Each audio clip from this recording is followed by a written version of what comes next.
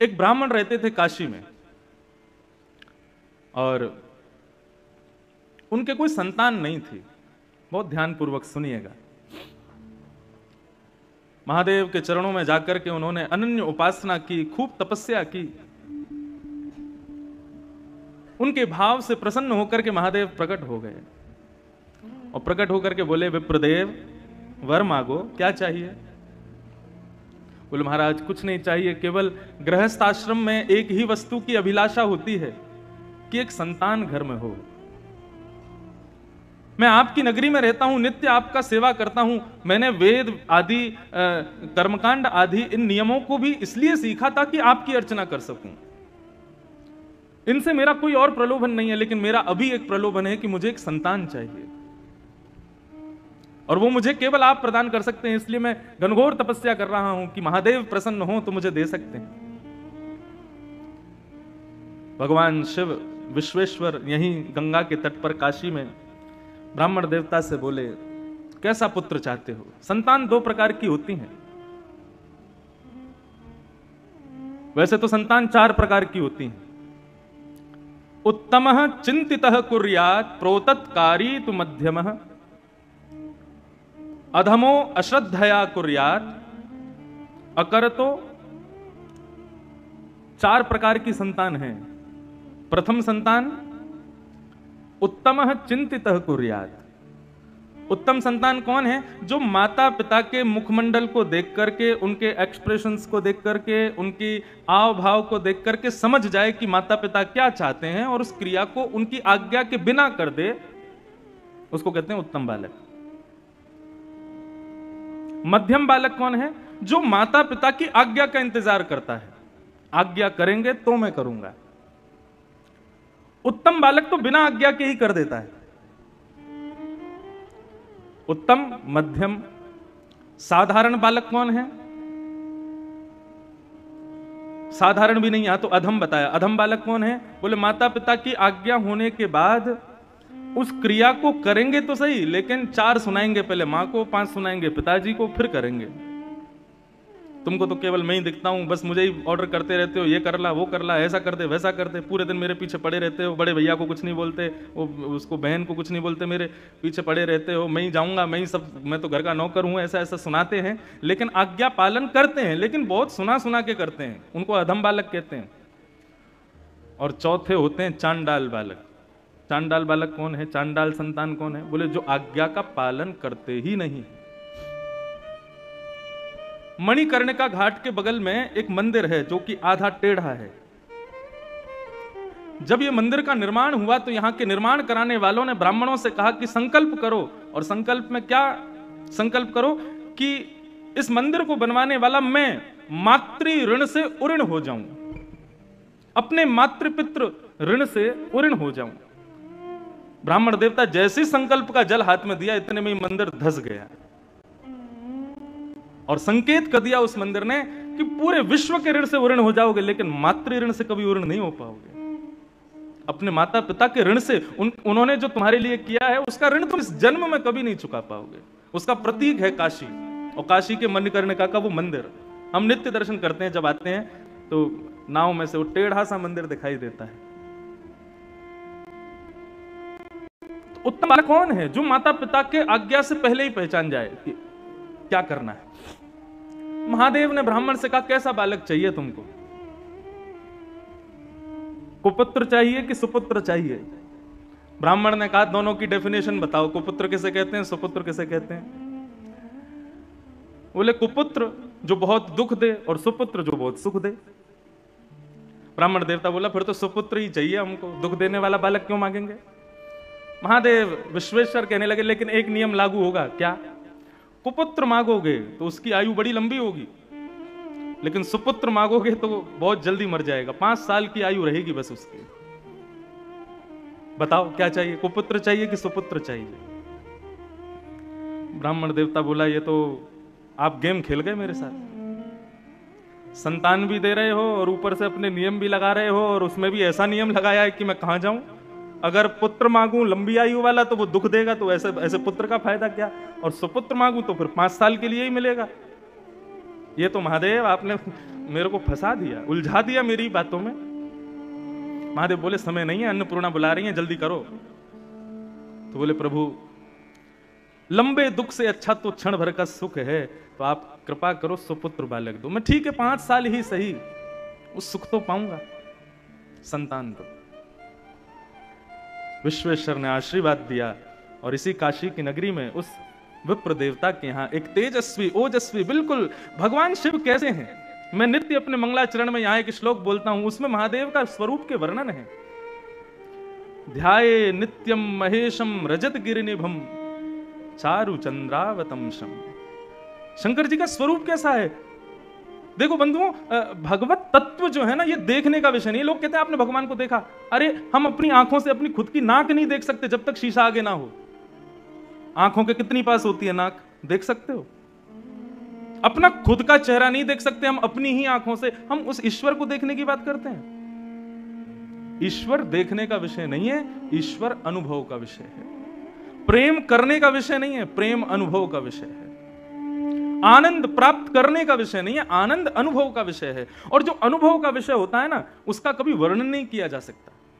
जो आपने देख लिया, जो आपने छू लिया, उसका आप वर्णन कर सकते हो, लेकिन जिसको आपने अनुभव किया है उसका आप वर्णन नहीं कर सकते। और श्री नारद जी नारद भक्ति सूत्र में कहते हैं, बोले प्रेम क्या है? बोले प्रेम स्वरूपम अवर्णनीयम। जिसका कोई वर्णन ना कर सके वही प्रेम है। आपने जिसका बखान कर दिया, जिसका वर्णन कर दिया, वो सब कुछ हो जाएगा, लेकिन प्रेम नहीं हो सकता, वो आनंद नहीं हो सकता, वो भगवान नहीं हो सकते।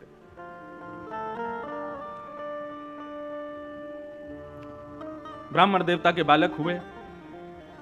अब ज्यों-ज्यों बालक बड़ा होता जावे, ब्राह्मण की चिंता बढ़ती जावे।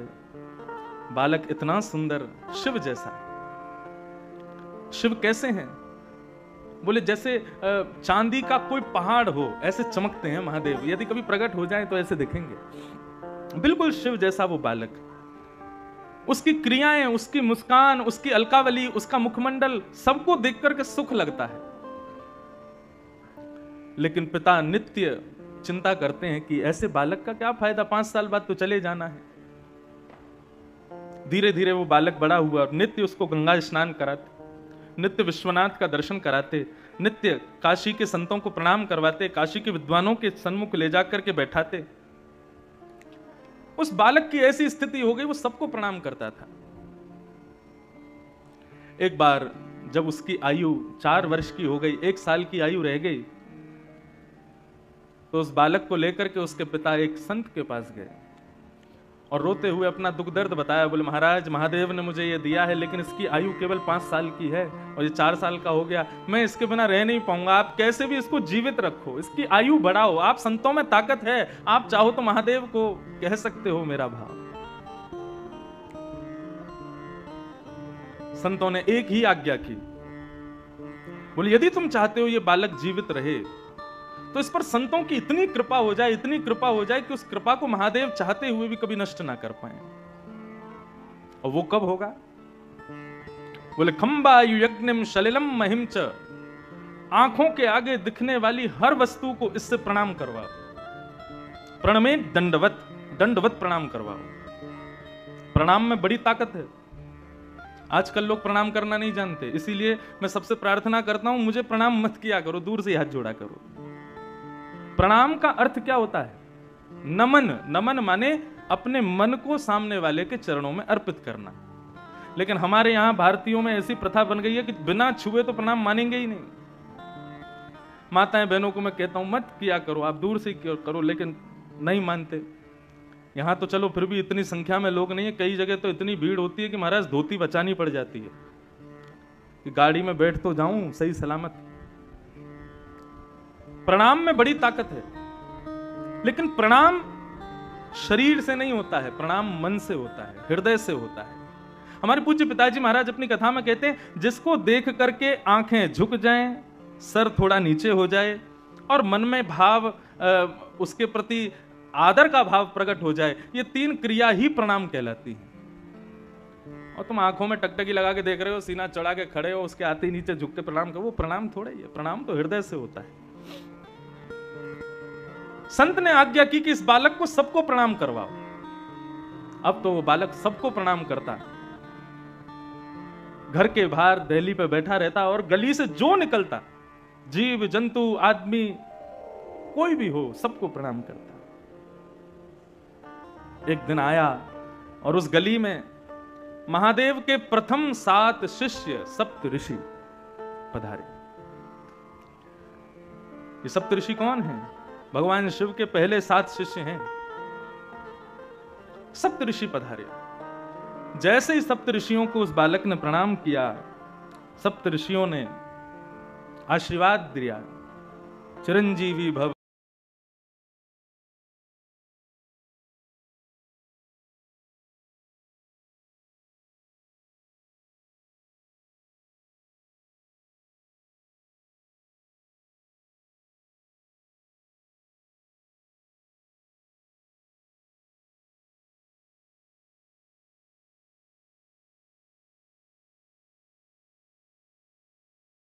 सप्त ऋषि हैं, महादेव के शिष्य हैं। ब्रह्म वाक्यम जनार्दनम, ब्राह्मण की वाणी जनार्दन की वाणी होती है।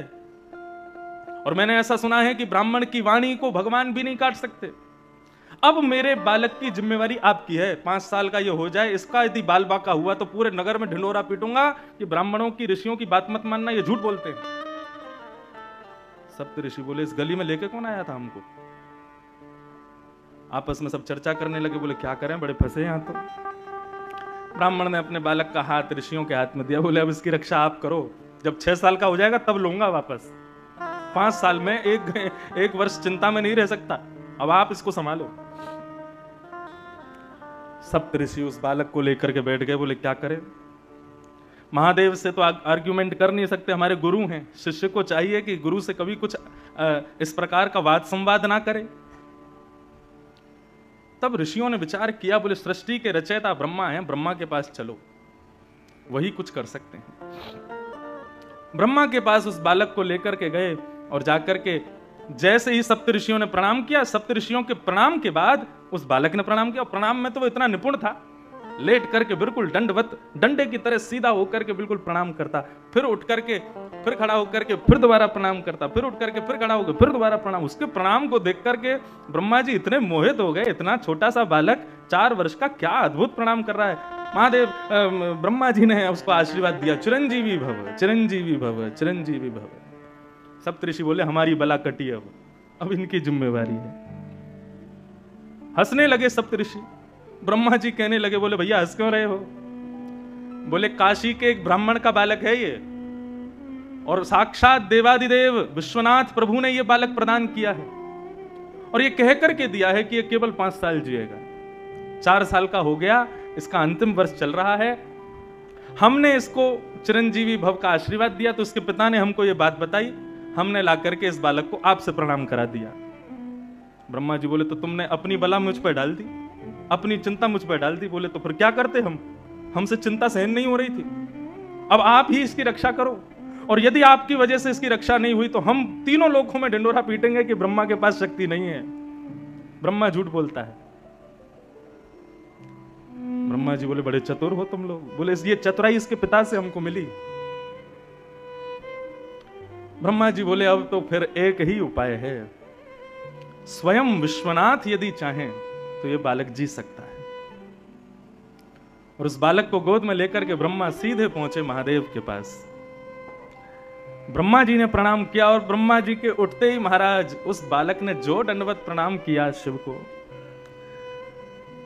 बाकी सब तो बैठे बैठे उसका प्रणाम देखते थे, लेकिन महादेव तो उठ करके गए और बालक को हृदय से लगा लिया। बोले बालक चिरंजीवी भव, चिरंजीवी भव। जब महादेव ने आशीर्वाद दिया, सब ऋषियों के नेत्र सजल हो गए, ब्रह्मा के नेत्र सजल हो गए, और सबने बताया, बोले महादेव परंतु ये कैसे संभव होगा, ये बालक आपने ही प्रदान किया है एक ब्राह्मण को, और इसकी आयु केवल 5 वर्ष की आपने बताई थी। महादेव को याद आया, बोले अरे ये तो वो प्रकांड विद्वान एक ब्राह्मण, उनका बालक है क्या? बोले हाँ, ये आपने ही तो दिया है, अब आप इसको चिरंजीवी कैसे बनाएंगे? बोले मेरी जिम्मेवारी है, तुम लोगों ने मुझे दी है, तो अब मैं देखता हूं कि यमराज इसका बाल बांका कैसे करता है, और वैसे भी ये मेरा ही है।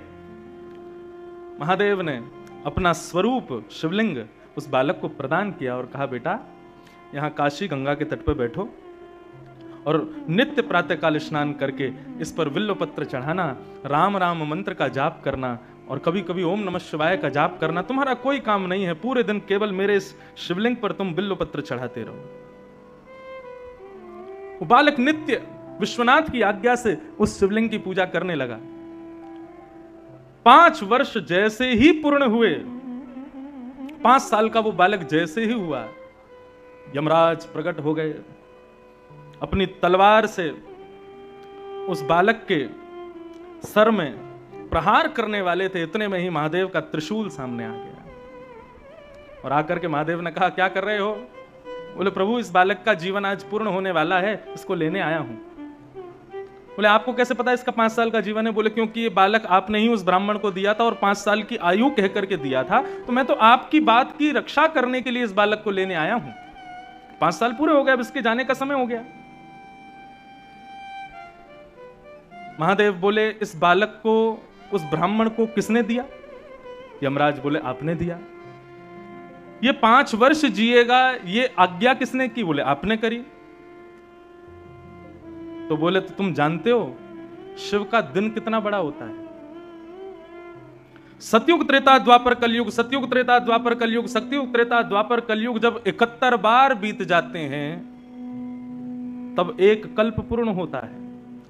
ऐसे अनंत कल्प पूर्ण होते हैं तब ब्रह्मा की एक रात्रि होती है। ऐसा ब्रह्मा भी अपने अनंत रूप बदल देता है तब महादेव का एक दिन होता है। और ऐसे महादेव ने इसको 5 वर्ष जीने का आज्ञा की है, तो इसका 5 वर्ष कितना लंबा है तुम अब गणित लगाते रहो। इस सामान्य 5 वर्ष के लिए जीवित नहीं रहेगा, ये महादेव के 5 वर्षों तक जीवित रहेगा। और वही बालक इस काशी में मार्कंडेय ऋषि के नाम से जाने गए, जो आज तक चिरंजीवी है। और बंधुओं, इनका नाम मैंने क्यों लिया? यही मार्कंडेय मुनि अपने अनुभव से कहते हैं। जब प्रलय देखा, सबका नाश देखा इन्होंने, लेकिन एक का नाश नहीं देखा। किसका?